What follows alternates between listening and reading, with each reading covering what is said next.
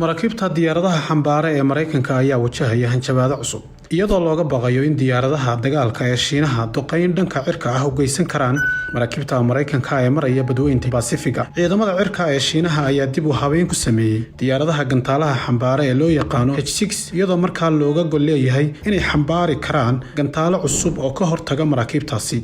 wuxuuna u muuqdaa gantaalkan cusub mid bedelaya gantaaladii hore ee balastigada ahaa ee loo yaqiinay DF-21D taasoo dhibaato ku noqon karta Marakiibta dagaalka Mareykank ee maraya dhinaca galbeed ee badweynta Pacifiga. Marakiibta diyaaradaha xambaara ayaa khatar ku sugan iyadoo diyaaradan H6 laga soo minguuriyay nooc loo yaqiinay Tu-16 kana mid ahaa diyaaradihii hore ee ciidamadii midowgii Sofiyeeti. Haykalka diyaaradan H6 leedahay ayaa u gaar ah farsamaynta lagu soo kordhiyay xambaarida gantaalada balastiga ah ee aadka u culus ee DF-21D kaasoo dhererkiisu gaarayo in ka badan 10 mitir, culayskiisuna ilaa 14,545 kilogram, isla markaasina ku safri kara masaafo dhan 92 kilomitir. Khubaradu waxay sheegayaan in ugu yaraan 4 diyaaradood oo nooca loo yaqaan H6 ee gantaalada DF-21D xambaara ay u gaar yihiin ciidamada cirka ee Shiinaha, iyadoo aaga taliska dhexe ee Shiinuhu ila wareedyo laga soo xigtay sheegeen in diyaaradda H6N oo xambaarsan gantaalaha balastiga ah in la arkay markii ugu horeysay sanadii 2017. nooca diyuuradan ayaa laga soo minguuriyay diyuuradaha Ruushka ee Tu-16 iyadoo aaga taliska dhexe ee Shiinuhu sameynteeda bilaabay sanadii 1970. sanadkii 2009 diyuuradaha nooca loo yaqaan H6K ayaa bedeshay noocii hore una shaqeynayay xambaarida gantaalada ridada dheer, awoodna u leh iska caabinta Marakiibta dagaalka iyo weerarada dhulka uga imaanaya. NH6N waa nooc ka mid ah oo lagu soo kordhiyay diyuuradaha gantaalaha xambaara, halka diyaaradan kaga duwan tahay noocii hore ee H6K in laga saaray qaybta qaada madaxa dambe ee gantaalka, isla markaana lagu soo kordhiyay qalab casri ah oo adkaysi u leh xambaarida gantaalada balastiga ah ee waaweyn, iyadoo dhinacyo badan ay iska shabahaan diyaaradda loo yaqaano Tu-22 oo xambaarida gantaalada balastiga ah ee KH-22 iskana caabin kara weerarada uga imaanaya dhanka Marakiibta dagaalka. sanad guuradii aasaaskii taliska xisbiga shuuciga ah ee Shiinaha waxa uu sanadii 2019 ku soo bandhigay in diyaaradda H6 ay awood u leedahay inay xambaari karto gantaalada DF-21 isla markaana ay ku rakiban yihiin matooro jiilka tiknoolajiyada casriga ah una sahlaya inay xawaare aad u dheereeyo ku duusho markii aanay gantaalada xambaarsanayn. Sidaa awgeed waxaa la sheegay in diyaaradani loo adeegsanayo xambaarida gantaalada DF-21. sidoo kalena waxaa cajiib ah oo diyaaradan farsamadeeda casriga ah u sahlaysa xambaarida gantaalada ridada dheer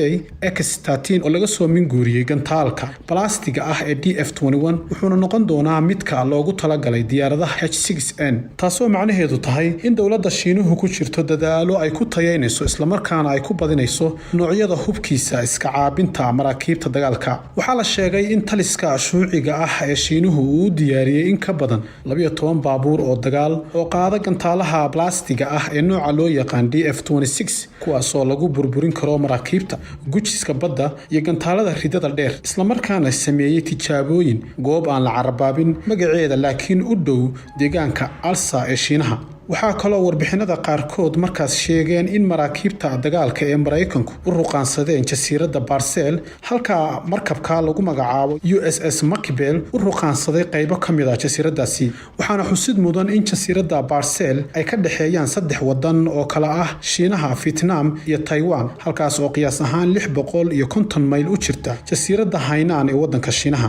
dowladda Shiinaha ayaa sanadihii u dambeeyay badiyay saldhigyada militari ee badda, isla markaasna ka samaysatay jasiiradaha Barsel saldhig dhanka badda ah ugana gol leedahay la socoshada Marakiibta dagaalka oo uu Mareykanku ka mid yahay. Marakiibtaas oo la soo xiriiraya ciidamada badda ee Shiinaha ka hor inta aanay ka gooshin jasiiradda Barsel, sababtuna ay tahay dowladda Shiinaha oo u aragta xadgudub iyo daandaansi inuu Mareykanku ku wado. taliyaha Marakiibta dagaalka ee Mareykanka ee saldhigoodu yahay Pacifiga, Rachel ayaa isaga oo ramayay barta internetka ay ku leeyihiin macadka Mareykanka u qaabilsan arrimaha badda ayaa sheegay in USS Makibel uu isaga gooshay 12 mayl ee jasiiradda Barsel iyadoo markaas uga dan lahaa fulinta howlgallada loo igmaday. DF-26 waa noocii ugu dambeeyay ee gantaalada balastiga ah ee isaga kala goosha qaaradaha adduunka kuwaas oo lagu weerari karo halkii la doono. Khubarada Shiinaha waxay sheegeen in hubkaasi lagu weerari karo meel walba oo caalamka ah waxaana dhererkiisu yahay 12 mitir halka culeyskiisuna yahay 20,000 oo kilogram. DF-26 waxa uu samaysan yahay qaab casri ah taasoo u saamaxaysa halkii baabuur ee dagaal ah inuu qaadi karo 2 madax iyo noocyo kale oo hubka nukliyeerka kamid ah. Sidoo kale dayax gacmeed u gaar ah oo DF-26 laga hago isla markaana iska caabin kara gantaalada difaaca weerarna ka geysan kara Marakiibta dagaalka ee maraya badweynta Pacifiga xitaa haddii laga soo gano bartamaha dalka Shiinaha iyadoo markaana la sheegay in Duqeyanta uu geysta ay ku fidi karto tusaale ahaan dhammaan bedka galbeedka badda Shiinaha sidoo hadalka u dhigay khabiir Shiineys ah oo ku takhasusay dhanka ciidanka oo aan magaciisa sheegin isagoo u waramayay wargeyska Global Times. DF-26 waxa uu awood u leeyahay inuu iska caabin karo gantaalada balastiga ah ee dowladda Mareykanka iyadoo gantaalaha Marakiibta Mareykanka ee noocooda loo yaqaan SM6 iska caabin karo kana hortagi karo gantaalaha DF-26 isagoo marayo 2 heer. Heerka koowaad oo ah bilowga markii gantaalka la ganay iyo heerka labaad oo ah markii uu ku dhow yahay bartilmaameedkii loogu talagalay. sida la soo xigtay taliyaha ciidamada badda ee qaybta Pacifiga ayaa sheegay in gantaalaha ay ku hubaysan yihiin Marakiibta dagaalka dowladda Mareykanku ay yihiin gantaalada SM6 kuna guuleysatay 3 tijaabo oo lagu sameeyay inuu iska caabin karo gantaalada balastiga ah ee Shiinaha. Tijaabadaas oo la sameeyay 3 sano ee la soo dhaafay isla markaana bartilmaameedsaday 10 kamid ah gantaalada DF-26 ee loo wareejinayay deegaanka fog ee Mongolia kuna jirta masaafo gaaraysa ku dhawaad 2,000 oo mayl jasiiradda Parcel oo Marakiibta dagaalka Mareykanku ka soo ganayeen gantaalahooda SM6.